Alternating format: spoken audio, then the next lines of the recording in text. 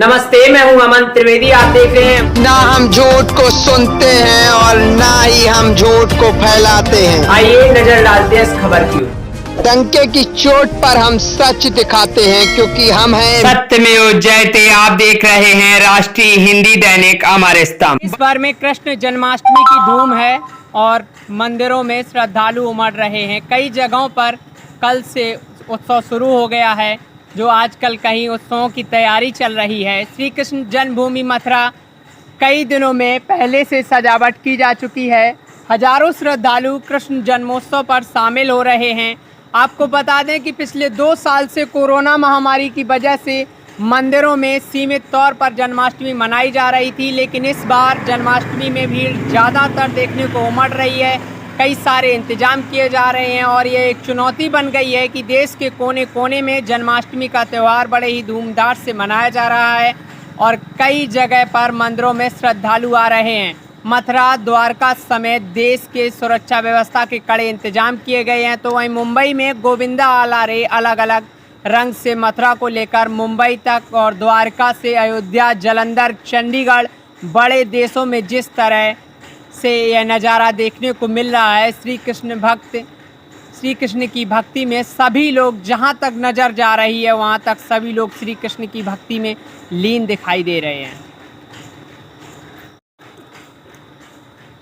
आज कृष्ण जन्माष्टमी है और इस मौके पर भगवान श्री कृष्ण की बात करना हम सबके लिए बहुत ही एक खास है, ज़रूरी है। आप सभी लोगों से निवेदन है और आज दिन में सेलिब्रेट किया होगा, तो आइए आज जानते हैं। जो एक दूसरे को लोग शुभकामनाएं दी जा रही हैं, पूजा की होगी, मंदिर गए होंगे। भगवान श्री कृष्ण का जीवन अपने आप में एक यूजर मैनुअल की तरह है।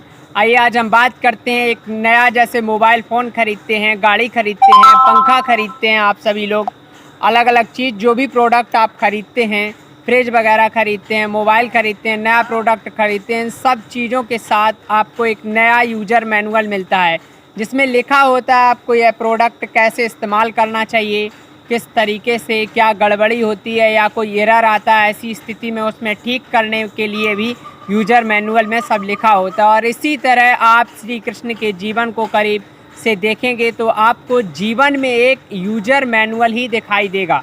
दर्शकों, इसीलिए श्री कृष्ण अपने जीवन में एक यूजर मैनुअल बनाते हैं, बनाइएगा। इसीलिए आज सत्यमेव जयते में ध्यान से सुनिएगा। कोरोना काल की सीख इस समय पूरी दुनिया देख रही थी, जो हो चुका है, और युद्ध और कोरोना काल से पूरी दुनिया ग्रसित हो चुकी है। युद्ध से संघर्ष किया तो कभी कोरोना ने, फिर पूरी दुनिया ने बहुत कुछ खोया और पूरी दुनिया ने किस चीज़ को लेकर परेशान है। सब लोग पूरे जो देखते हैं किसी भी चीज़ को लेकर परेशान होते हैं। सबको लगता है कि उनके साथ धोखा हुआ है, कोई अन्याय कर रहा है, लेकिन युद्ध और बीमारी उनसे अपनों को छीन रही है, ऐसा लग रहा है। और श्री कृष्ण के जीवन में उनका सब कुछ छूट गया, फिर भी वो विचलित नहीं हुए। श्री कृष्ण सबसे पहले उन्होंने एक चीज़ देखी थी। दर्शकों, सत्यमेव जयते में आज हम बताते हैं। पहले छूटी उनकी माँ, फिर छूटे उनके पिताजी, फिर छूटे नंद बाबा और फिर छूटी यशोदा मैया। फिर उन्हें पाल पोस कर बड़ा किया और उसके बाद वो भी छूट गए और फिर छूटे जिनके दोस्त, वो जिनके साथ वो खेले, वो भी छूट गए और फिर छूटा उनका प्रेम। राधा भी उनसे हमेशा उनके साथ नहीं रही। इसके बाद उनके गोकुल छूटा और फिर उनके साथ मथुरा भी छूटा। आखिर वे ही उन्हें कई बताया गया। इसके बाद उन्होंने द्वारका भी बसाई, समुद्र में वो भी अंत में डूब ही गई। लेकिन अगर कुछ भी नहीं छूटा तो वो है उनकी श्री कृष्ण की मुस्कान, क्योंकि उनकी सकारात्मकता वो उनसे कभी नहीं छूटी। इसीलिए श्री कृष्ण के जो गुण हैं, उनके जो प्रतीक हैं, क्योंकि श्री कृष्ण अकेले हैं, उनका जन्म, श्री कृष्ण ऐसे एक अकेले इंसान हैं, एक ऐसे उनका जो जन्म हुआ था वो रोते हुए नहीं बल्कि वो हंसते हुए पैदा हुए थे। और वह पूरे दिन उन्होंने अपनी दिनचर्या में मुस्कुराना ही सीखा था। और यह अलग बात है, उनका पूरा जीवन युद्ध में बीता, संघर्षों के बीच बीता, चुनौतियों के बीच बीता। उन्होंने भी सुख का एक दिन शायद भी देखा होगा। कुछ लोगों के जीवन में योद्धा लेकिन वो एक सबसे बड़े योद्धा थे। उन्होंने अपने जीवन में युद्ध, ज़्यादातर उन्होंने संघर्ष के बीच युद्ध ही देखा है और उनको लगता होगा, आप लोगों को भी लगता होगा कि जीवन उनका युद्ध से कम नहीं गुजरा। लेकिन भगवान श्री कृष्ण कभी विचलित नहीं हुए, जीवन भर युद्ध लड़ते रहे। जरासंध नाम का एक राजा था, आपने सुना होगा, हर बार जो मथुरा पर आक्रमण करता था। अंत में आकर श्री कृष्ण ने कई बार युद्ध में उसे हराया और फिर उन्हें लगा कि यह ऊर्जा, समय और ऊर्जा की बर्बादी है। फिर मथुरा को छोड़ दिया उन्होंने इसी कारण, और गुजरात में जाकर उन्होंने एक नया शहर बसाया जिसका नाम था द्वारका। जो युद्ध भूमि उनकी सकारात्मकता का नाश कर रही थी, इसीलिए उन्होंने यह छोड़ा और इसीलिए उनको रणछोड़ भी कहा जाता है। इसीलिए दर्शकों, जीवन में अगर कभी संघर्ष से पीछे मत हटना चाहिए, लेकिन जो भी संघर्ष किसी निष्कर्ष के लिए अगर लड़ा जाए, आपको ना हो, अगर आपको पता ना हो, आपकी ऊर्जा का जो नुकसान हो, और उसे हमेशा छोड़ देना ही चाहिए, तभी आपकी भलाई है। आज भगवान श्री कृष्ण के जीवन से 8 बातें सीखने को मिलती हैं। नोट कर लीजिएगा, हम आपको सत्यमेव जयते में बता रहे हैं, अमन त्रिवेदी के साथ हम बता रहे हैं। जब पहली बात है, अपने कर्म को सबसे ज़्यादा महत्व दें और फल की चिंता कतई ना करें। लक्ष्य तक पहुंचने की यात्रा का आनंद लें। और दूसरी बात, भगवान श्री कृष्ण के जीवन की सीखने वाली जो कोई भी घटना घटित होती है, वह कुछ ना कुछ अच्छे के लिए ही होती है। जीवन में जो भी घटित होता है उसका कोई ना कोई एक कारण ज़रूर होता है, अच्छे के लिए ही होता है। और बात बात पर उदास होने के बजाय हर घटना को स्वीकारना और उससे लड़ना सीखिए, अनुभवों को भुलाना सीखिए। तीसरी बात श्री कृष्ण के जीवन की, इसीलिए वह जानते हैं कि भविष्य में क्या होने वाला है, लेकिन फिर भी भगवान सब जानते हुए भी वर्तमान में जीते रहे और इसी हिसाब से वो योजनाएं बनाते रहे, उसी हिसाब से संघर्ष करते रहे।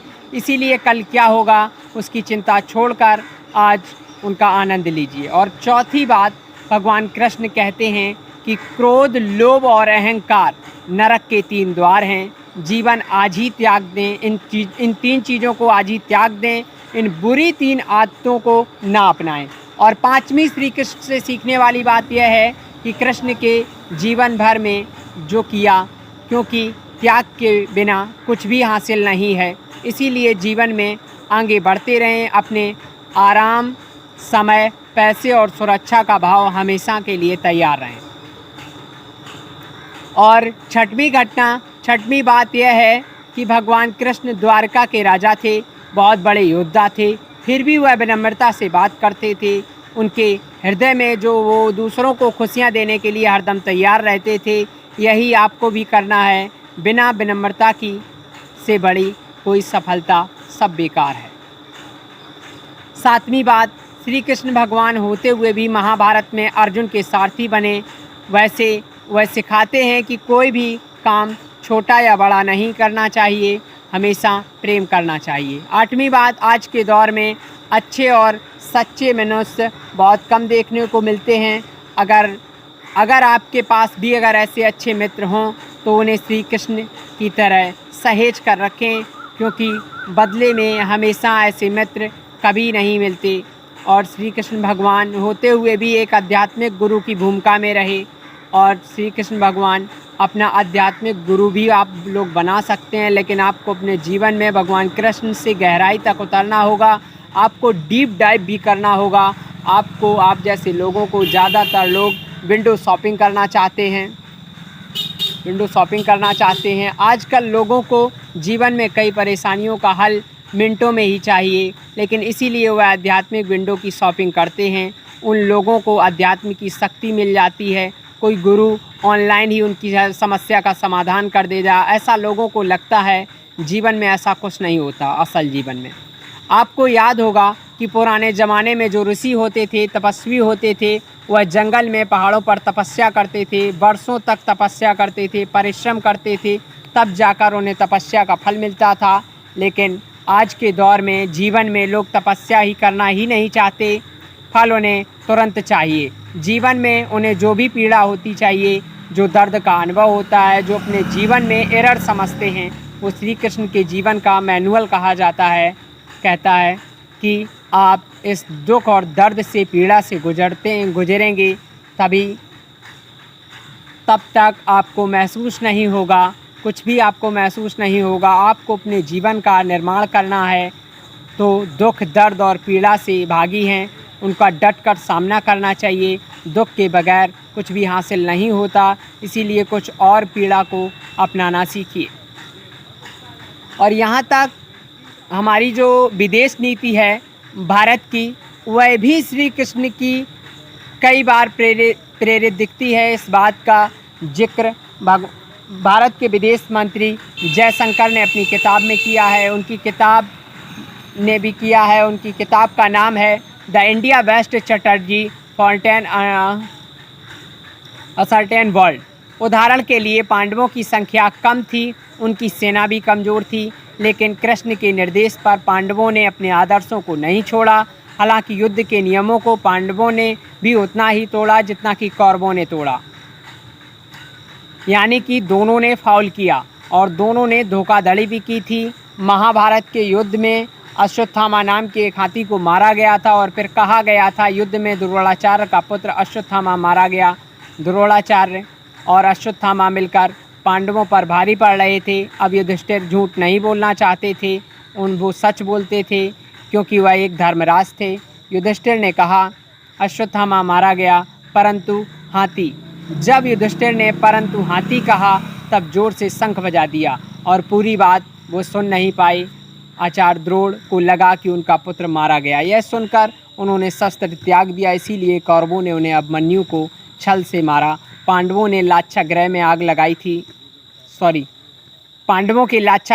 लगाई गई थी छल से, यानी कि दोनों तरफ से कपट हुआ था। लेकिन पांडवों ने अपनी सकारात्मकता के दम पर अपनी छवि को बरकरार रखा और ये ऐसा ही कहा जाता है कि धर्म के लिए किया गया छल हमेशा धर्म ही होता है। तो श्री कृष्ण का जो कमाल था, यानी कौरवों के खलनायक के रूप में देखते हैं आज भी यही लोग, और आप पांडवों को एक नायक के रूप में देखते हैं क्योंकि उनकी तरफ एक श्री कृष्ण थे। भारत किसी भी खिलाफ आक्रमण नहीं अपनाता। महाभारत में अर्जुन ने भी ऐसा ही किया था और ऐसा ही करते। अर्जुन को युद्ध में उतरना ही नहीं चाहते थे। अर्जुन तो दरअसल श्री कृष्ण के समझाने के बाद अर्जुन युद्ध के मैदान में आए थे। और भारत भी ऐसा ही करता है। जब भारत की अखंडता पर हमला होता है तो भारत भी पीछे नहीं हटता है। और श्री कृष्ण बार बार अपने शत्रुओं को यही बार बार माफ़ करते हैं। इसमें शिशुपाल भी शामिल था। श्री कृष्ण ने धैर्य रखा और फिर आखिरकार सुदर्शन चक्र शिशुपाल का वध किया। भारत भी पाकिस्तान जैसे देश को बार बार माफ़ करता चला आया है, लेकिन भारत ने अभी तक अपना सुदर्शन चक्र यानी कि अंतिम प्रहार अभी तक नहीं किया है, अंतिम प्रहार का प्रयोग नहीं किया, क्योंकि श्री कृष्ण अगला नहीं आखिरी युद्ध लड़ने में विश्वास रखते थे। इसीलिए वह बार बार मौका देते थे और वह आखिरी युद्ध निर्णायक होता है। कूटनीति की दुनिया आउट ऑफ द बॉक्स सोचना ही होता है। महाभारत के युद्ध में श्री कृष्ण ने कहा था श्री कृष्ण की पूरी सेना उनके साथ रख ली जाए, एक तरफ वह खुद स्वयं खड़े हैं। तब पांडवों ने श्री कृष्ण की सेना को छोड़कर स्वयं श्री हरिनारायण भगवान कृष्ण को अपनाया था। अर्जुन जानते थे सिर्फ अकेले कृष्ण ही उनके साथ होंगे तो वो संपूर्ण विश्व पर अपनी विजय प्राप्त कर सकते हैं। अगर आप लोगों को भी श्री कृष्ण जैसा कोई सारथी मिल जाए तो उसे कभी छोड़ना नहीं चाहिए, ताकि आप भी कभी भी किसी भी सेना से स्वयं जीत सकते।